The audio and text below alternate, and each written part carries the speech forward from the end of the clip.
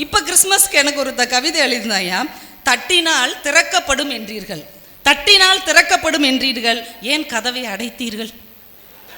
கதவை திறந்தே வச்சிருந்தா தட்டவே தேவையில்லை.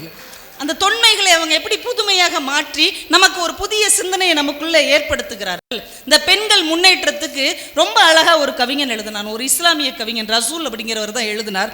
ஒரு பொண்ணு அப்பா கிட்ட கேட்குது, இத்தனை இத்தனை ஆண் நபிகளுக்கு மத்தியில், இத்தனை இத்தனை ஆண் நபிகளுக்கு மத்தியில் ஏன் வாப்பா இல்லை ஒரு பெண் நபி? நம்ம பெண் முன்னேற்றம் முன்னேற்றம் கரடியாக கத்திக்கிட்டே இருக்கிறோம். ஆனால் இந்த ஒற்றை கவிதை எவ்வளவு பெரிய மனமாற்றத்தை நமக்குள் தந்து விடுகிறது என்றால், எழுத்துக்கு அவ்வளவு வலிமை இருக்கிறது.